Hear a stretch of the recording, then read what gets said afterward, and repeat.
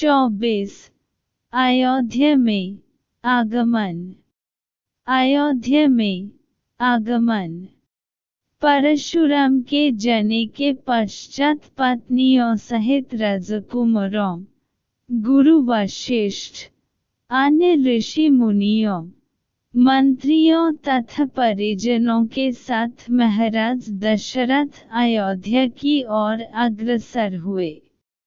मंत्रियों ने शीघ्र ही 2 शीघ्रगामी दूतों को सभी के वापस आने की सूचना देने के लिए अयोध्या भेज दिए।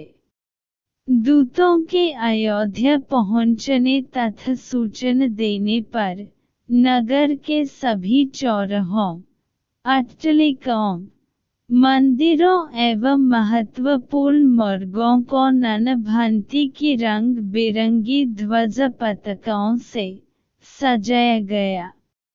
राजमार्ग पर बड़े बड़े सुरम्य द्वार बनाए गए और उन्हें तोरणों से सजाया गया।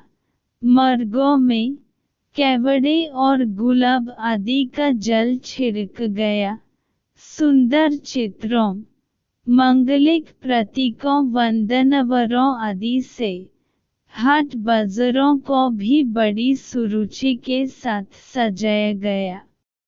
एक अभूतपूर्व उल्लास छा गया सारी अयोध्या में।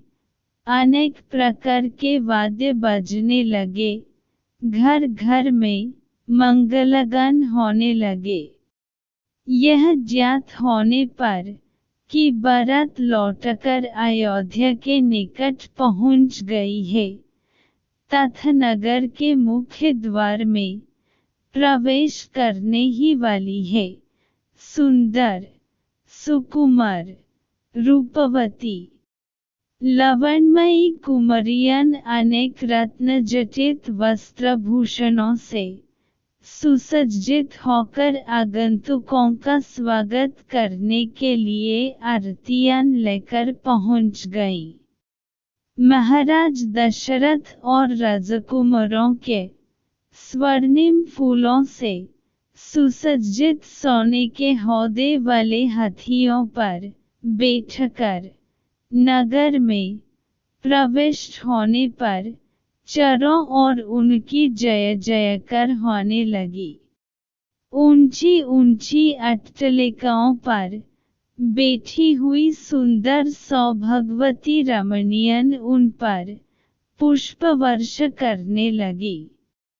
अयोध्या की नववधुओं सीता, उर्मिला, मांडवी और श्रुतकीर्ति को देखने के लिए अट्टालिकाओं की खिड़कियां और छज्जे दर्शनोत्सुक युवतियों, कुमारियों से ही नहीं वरन प्रौढ़ों एवं वृद्धों से भी खचाखच भर गए।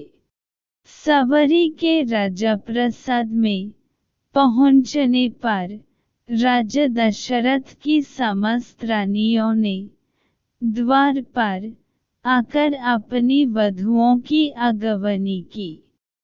महारानी कौशल्या, कैकेयी एवं सुमित्रा ने आगे बढ़कर बारी बारी से चारों वधुओं को अपने हृदय से लगाया और असंख्य हीरे मोती उन पर न्योछावर करके उपस्थित याचकों में बांट दिए।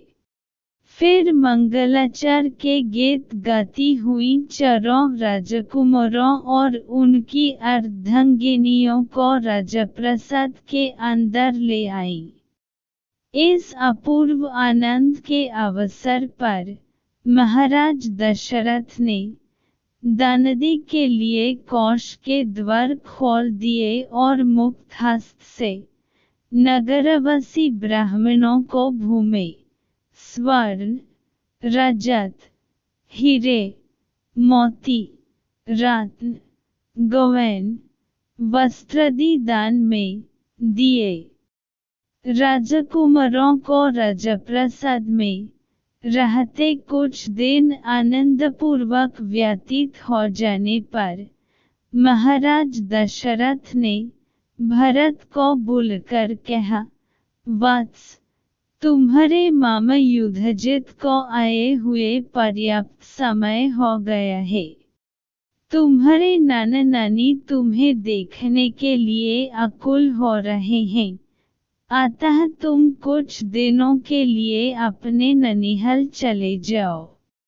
पिता के आदेशानुसार भरत और शत्रुघ्न ने अपनी माताओं तथा राम और लक्ष्मण से विदा लेकर अपने मामा युधिष्ठिर के साथ केकया देश के लिए प्रस्थान किया।